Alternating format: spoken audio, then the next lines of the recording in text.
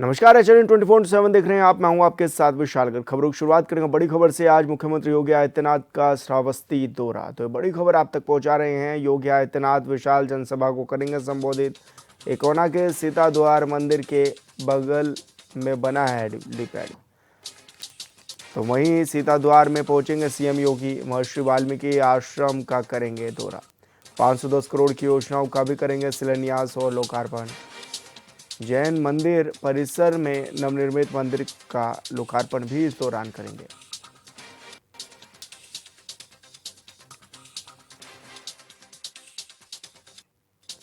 और संवाददाता माजिद अंसारी हमारे साथ फोन लाइन पर जुड़ गए हैं। माजिद, क्या कुछ जानकारी मिल रही है? आज दौरा भी रहने वाला है और किस खास रूप में इस दौरे को देखा जा रहा है? योगी आदित्यनाथ का श्रावस्ती दौरा है। दौरे के दौरान योगी आदित्यनाथ एक विशाल जनसभा को संबोधित करेंगे। इसी दौरान इकोना के सीता द्वार मंदिर के बगल में बना हेलीपैड पर वहां पर 3:15 पर आगमन होगा सीएम योगी का।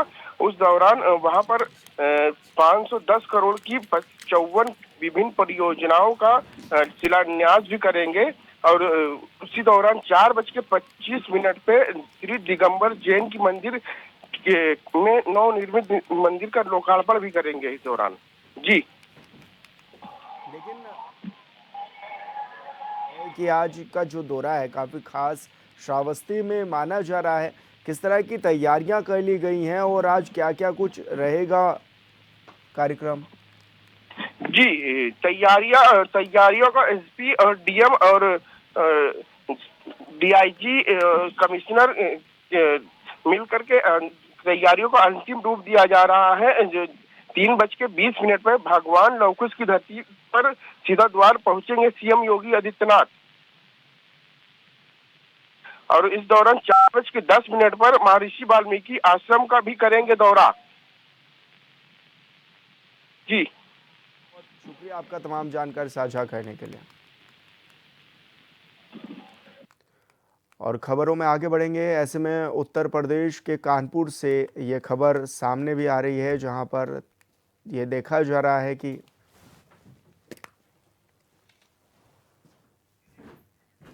ऐसे में कानपुर में ये कहा बताया जा रहा है कि हार्ट और लीवर ट्रांसप्लांट की सुविधा भी अब उपलब्ध हो सकेगी। एपेक्स कार्डियक बनाया जाएगा।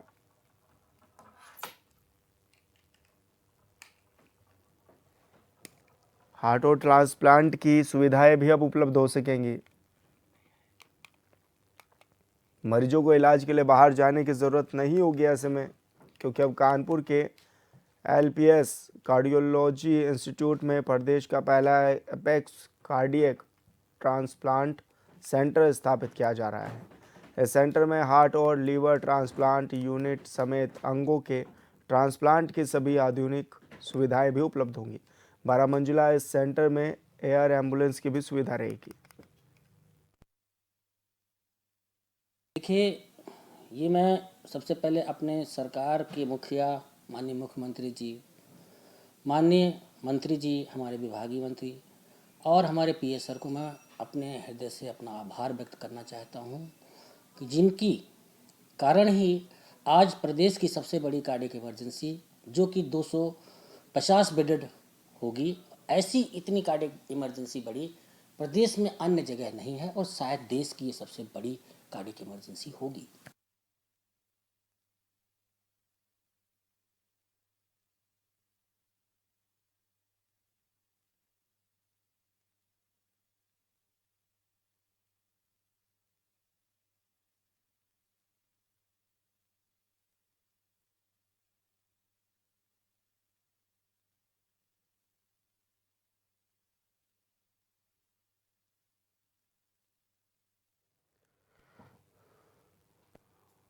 और BSNL 4G ऑनलाइन कार्यक्रम का शुभारंभ हो रहा है, जहां पर प्रधानमंत्री नरेंद्र मोदी सीएम योगी यहाँ पधारे हैं। महोदय, BSNL के rise from ashes like a phoenix अभियान में भारत के वित्तीय सहयोग का अत्यंत महत्वपूर्ण योगदान है। उत्तर प्रदेश की बीएसएनएल की सेवाएं जो हम और नए कार्यक्रम हम कर रहे हैं, उसमें सबसे पहला है कि बीएसएनएल में पूरे प्रदेश भर में 6,659 साइटों पे हमने 4G मोबाइल सेवा चालू की है। डेटा कंजम्पशन बहुत तेजी से बढ़ रहा है। बीएसएनएल प्रदेश की जनता को किफायती और भरोसेमंद दूरसंचार सेवा देने के लिए प्रतिबद्ध है। भारत सरकार की 4G सैचुरेशन परियोजना के तहत 142 में से 141 स्थानों पे 4G मोबाइल सेवाएं प्रारंभ कर दी गई हैं। शेष एक स्थान पे शीघ्र ही कार्य पूरा हो जाएगा। ये 4G सैचुरेशन साइट ऐसे क्षेत्र हैं जहां अब तक किसी भी टेलीकॉम ऑपरेटर का कोई भी मोबाइल सिग्नल नहीं था। आज हमारे बीच में दाएं तरफ बैठे हुए उसी गांव से आए हुए कुछ मेहमान हैं जो इन सेवाओं को यूज कर रहे हैं। LWE प्रोजेक्ट के अंतर्गत वामपंथी उग्रवाद प्रभावित क्षेत्र जिसमें चमोली, सोनभद्र और मिर्जापुर जिले आते हैं, वहां की 2G मोबाइल सेवाओं को हम 4G में अपग्रेड कर रहे हैं। 78 में से 29 स्थानों पे कार्य पूरा हो चुका है। शेष 39 स्थानों पे कार्य प्रगति पे है और वो अक्टूबर तक पूर्ण हो जाएगा। अंत में मैं पुनः माननीय मुख्यमंत्री जी का, माननीय वित्त राज्य मंत्री जी का, भारत सरकार, सभी माननीय सांसदगण, माननीय उप मुख्यमंत्री जी, बृजलाल जी, माननीय राज्यसभा सांसद जी का, विधायकगण एवं मंचासीन सभी महानुभावों का, जनप्रतिनिधियों का, मीडिया बंधुओं का और सभागार में उपस्थित गणमान्य अतिथियों का हृदय से स्वागत और अभिनंदन करता हूं।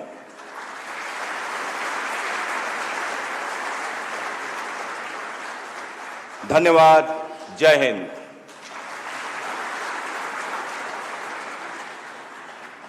धन्यवाद महोदय।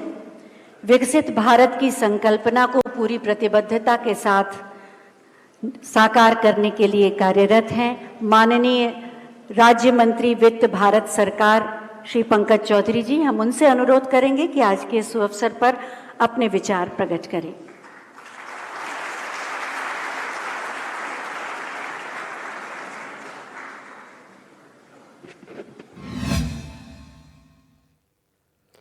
कुशीनगर जिले के विष्णुपुरा विकास खंड के माधोपुर गोजी गांव में शिक्षा व्यवस्था पर बड़े सवाल खड़े हो रहे हैं। गांव के लोगों ने आरोप लगाए हैं कि विद्यालय में शिक्षक समय पर नहीं पहुंचते, बच्चों के बैठने की भी व्यवस्था यहां पर नहीं है।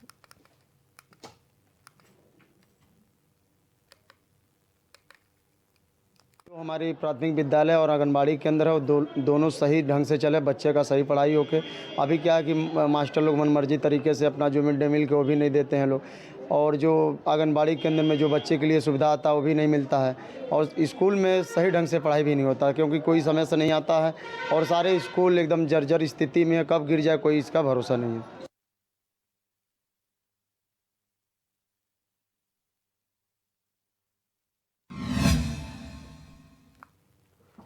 कानपुर देहात में 2 दिवसीय जनपद स्तरीय मिलेट्स महोत्सव के साथ रबी उत्पादकता गोष्ठी और रबी तिलहन मेले का आयोजन किया गया है। गोष्ठी में किसानों को कृषि विशेषज्ञों ने अहम जानकारी दी। वहीं कई विभाग ने कृषि संबंधी स्टॉल लगाकर किसानों को जागरूक भी किया है।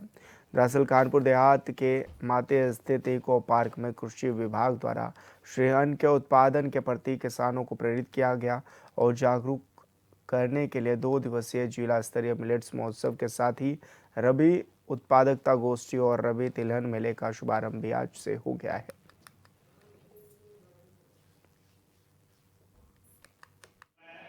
उत्तर प्रदेश शासन के निर्देशानुसार मिलेट महोत्सव हम लोग बना रहे हैं। जैसा कि आप इस कैंप में भी देख रहे होंगे, हमारा कैंपेन है। माननीय मुख्यमंत्री जी योगी आदित्यनाथ जी की प्रेरणा से आज हमारे बीच में ये सौभाग्य का विषय था कि माननीय राज्य मंत्री महोदय हमारे बीच में आई।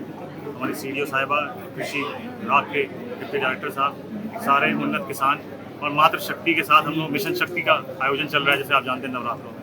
तो मुख्य आज उद्देश्य ये था कि जो मिलेट्स है, श्री अन्न जिसे कहा जाता है, उस पर विशेष ध्यान दिया जाए, उन्नत किसानों से बातचीत हो, यहाँ के किसानों को वैज्ञानिक तरीके क्या है, उन विशेषज्ञ जो हैं कृषि के, उनका भी सानिध्य प्राप्त हो।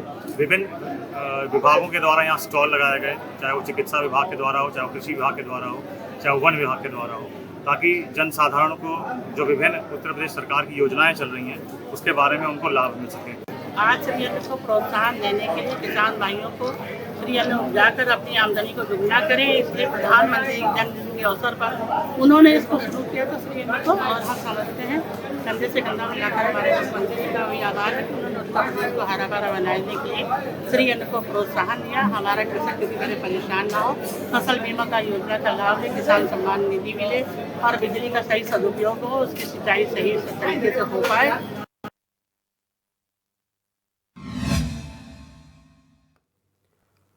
कानपुर देहात के तोड़ा मोहम्मदपुर गांव में ग्राम प्रधान और ग्राम सचिव की कार्यशैली पर गंभीर आरोप लगे हुए हैं।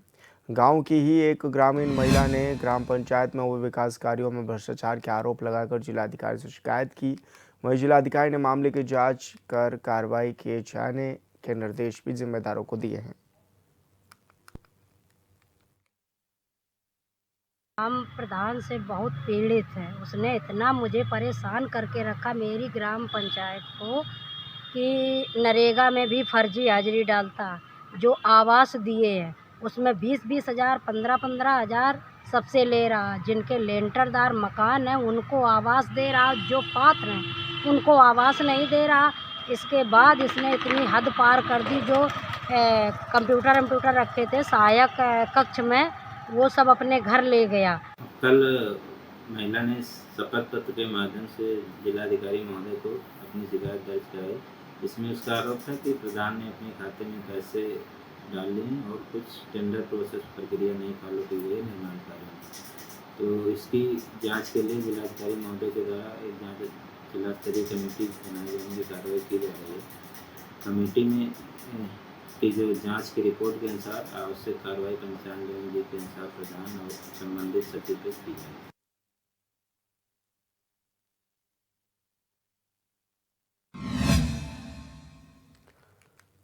और संवाददाता विवेक त्रिवेदी हमारे साथ फोन लाइन पर जुड़ गए हैं। विवेक, क्या कुछ ये पूरा मामला था और किस तरह से इसमें शिकायत भी कराई गई? है ये तोड़ा मोहम्मदपुर गांव है जो अकबरपुर विकास खंड में पड़ता है। वहां की एक रहने वाली जो मुन्नी पाल है, उन्होंने शपथ के जिलाधिकारी से शिकायत की है, काफी एविडेंस भी पेश किए हैं, जिसके चलते उन्होंने बताया है कि उनकी ग्राम पंचायत में ग्राम प्रधान जो है महेश पाल, उनके द्वारा जमकर भ्रष्टाचार किया गया है और इसमें जो ग्राम पंचायत सचिव है वो भी संलिप्त है। उन्होंने ये भी शिकायती पत्र में आरोप लगाया है कि एक मोटी रकम जो प्रधान ने जो सरकारी खाता था, जो गांव के विकास के लिए रुपया आया था, वो निकाल करके अपने बैंक खाते में, अपने निजी खाते में भी ट्रांसफर कर लिया है और जो भी गांव में विकास कार्य हुए हैं सब में एक बड़ा भ्रष्टाचार किया जा रहा है और बराबर किया गया है, जिसके चलते उन्होंने जिलाधिकारी से शिकायत की। अगर इस पूरे मामले में जिलाधिकारी की बात करें तो कपिल सिंह ने तत्काल प्रभाव से जिलाधिकारी हैं जो जनपद कानपुर देहात के, उन्होंने एक टीम गठित की है जिला स्तरीय, जो गांव जाकर के अधिकारियों की प्रधान पर लगे आरोपों की जांच करेगी, जिसमें जनपद के डीपीआरओ जो है विकास पटेल वो भी शामिल है। उनका साफ तौर पर कहना है कि टीम बनाई गई है और गाँव में जाकर के जाँच की जाएगी और जो भी जांच में सामने निकल कर आएगा उसके आधार पर ग्राम प्रधान महेश पाल और तत्कालीन जो ग्राम पंचायत सचिव थे उस पर कार्रवाई की जाएगी। जी बिल्कुल विवेक, बहुत शुक्रिया आपका तमाम जानकारी साझा करने के लिए। और यार रुके छोटे से ब्रेक के लिए, जल्द होंगे हाजिर।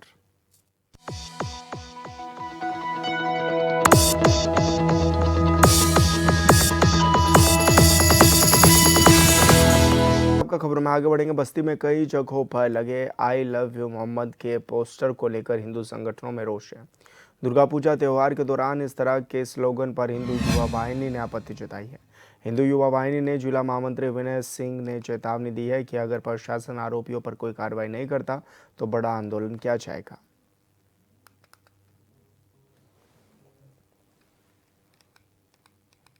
पर यह दुर्भाग्यपूर्ण है, बस्ती जनपद में ये लोग सांप्रदायिक सौहार्द बिगाड़ने की कोशिश कर रहे हैं। एक तरफ माँ जगत जननी जगदम्बा का पूजा पाठ गांव-गांव घर-घर नहीं कि मोहल्ले-मोहल्ले में हो रहा है, चल रहा है। सब भक्त जो है माँ जगतजननी की पूजा पाठ कर रहे हैं और ये लोग पोस्टर बैनर लगा करके आई लव मोहम्मद, ये कौन सा बैनर होता है? अगर हम आई लव महादेव भी लिखना चालू करेंगे तो ये घर से निकल नहीं पाएंगे, इनके दरवाजे पर हम लिखने की क्षमता में रहें। हम लोग तो शांति व्यवस्था को कायम रखने का प्रयास कर रहे हैं और ये कुछ जो है कटमुल्ले बेवकूफ तरह के लोग जो सांप्रदायिक सौहार्द बिगाड़ने और शांति व्यवस्था को भंग करने का प्रयास कर रहे हैं। हम प्रशासन से मांग किए हैं और कर भी रहे हैं, आपके माध्यम से कर रहे हैं। इन लोगों को चिन्हित करके कड़ी कार्रवाई कीजिए। एक तरफ, दूसरी तरफ हम बताना चाहते हैं आपके माध्यम से कि मुंबई में परम पूज्य योगी आदित्यनाथ जी महाराज को धमकी भी दिया गया है कि इनको भी मार दिया जाएगा।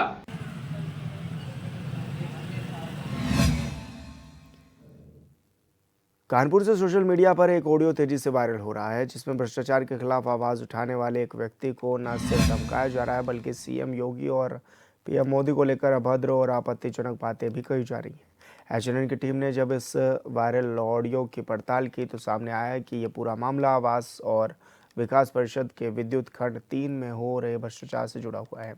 बता दें कि शिकायतकर्ता ने विद्युत खंड 3 में कार्यरत सहायक अभियंताओं पर भ्रष्टाचारों के गंभीर आरोप लगाते हुए मुख्यमंत्री से शिकायत दर्ज कराई है।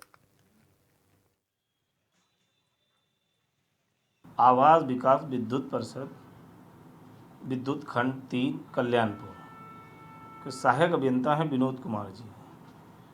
मुझे कई लोगों द्वारा जानकारी दी गई कि विनोद कुमार जी द्वारा बड़े पैमाने पर भ्रष्टाचार किया जा रहा है, जिसकी शिकायत मैंने उच्चाधिकारियों को की लिखित रूप से, डाक द्वारा। मैंने कमिश्नर आयुक्त को भी पत्र लिख के भेजा और प्रमुख सचिव जी को भी पत्र लिख के भेजा। उसकी सूचना में जब कार्रवाई हुई तो विनोद कुमार जी द्वारा मुझे फ़ोन करके धमकाया गया। शारदीय नवरात्र में जगह जगह रामलीला महोत्सव का आयोजन हो रहा है। ऐसे में दशहरा पर्व को लेकर सहारनपुर में रावण, मेघनाथ और कुंभकर्ण के पुतले मुस्लिम कारीगर बना रहे हैं, जो सांप्रदायिक सौहार्द की मिसाल पेश करता है। कारीगर ने बताया है कि उन्हें ये काम 18 साल पहले शुरू उन्होंने किया था और तब से हर साल दशहरे से पहले वो सहारनपुर आकर पुतले तैयार करते हैं।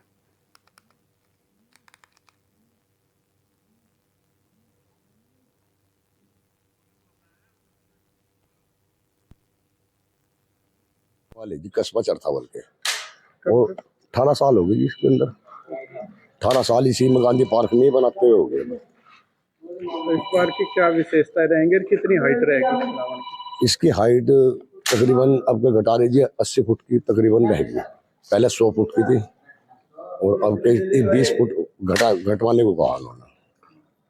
तो कितने बनाओगे यहाँ पर और कहीं के लिए बनाओगे? हाँ, टीटीकुले में गए हैं 2 राउंड हमारे पास। और BSNL 4G कार्यक्रम का शुभारंभ हुआ है। इस दौरान मुख्यमंत्री योगी आदित्यनाथ संबोधित कर रहे हैं। माननीय सांसद डॉक्टर दिनेश शर्मा जी, राज्यसभा के माननीय सांसद श्री ब्रजलाल जी, श्री संजय सेठ जी, लखनऊ की महापौर श्रीमती सुषमा खड़कवाल जी, तेजस के चेयरमैन CNG सुब्रमण्यम जी, मुख्य महाप्रबंधक BSNL श्री अरुण कुमार गर्ग जी, BSNL परिवार से जुड़े हुए अन्य हमारे सभी पदाधिकारीगण, समारोह में उपस्थित भारतीय जनता पार्टी के प्रदेश के अध्यक्ष चौधरी भूपेंद्र सिंह जी, हमारे माननीय विधायकगण डॉक्टर नीरज बोरा जी, रामचंद्र प्रधान जी, अन्य सभी सम्मानित महानुभाव और BSNL से जुड़े हुए सभी स्टेक होल्डर्स और उपस्थित बहनों और भाइयों, अभी कुछ देर में आदरणीय प्रधानमंत्री जी के कर कमलों से हमें भारत के पहले 4G स्वदेशी तकनीक पर आधारित भारत नेट के इस इंफ्रास्ट्रक्चर को उद्घाटन का अवसर प्रारंभ होगा।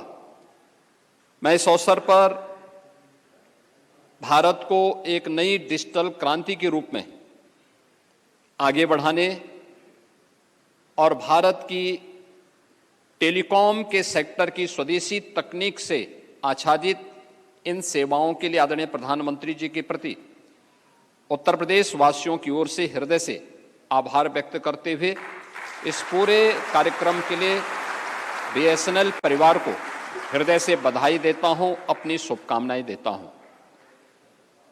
बहनों और भाइयों, किसी भी संप्रभु संपन्न राष्ट्र के लिए कुछ चीजें बहुत महत्वपूर्ण होती हैं। उसके पास अपनी स्वयं की सेना हो, उसके पास एक स्वतंत्र विदेश नीति हो, उसके पास अपनी स्वयं की तकनीक पर आधारित नेटवर्किंग हो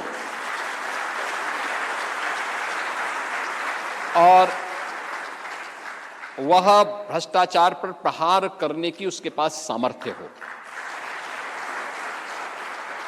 नए भारत में ये सभी प्रकार की चीजें आज हमारे पास मौजूद हैं। भारत की सेना दुनिया के अंदर सबसे सामर्थ्यशाली और शक्तिशाली सेना बनकर के उभरी है। आज डिफेंस सेक्टर में भारत ने जो उपलब्धि हासिल की है, आकाश और ब्रह्मोस मिसाइल के साथ साथ ड्रोन और रोबोटिक के क्षेत्र में भारत के भूतपूर्व सफलता एक नए भारत की और विकसित भारत की आहट को दुनिया के सामने प्रस्तुत करती है।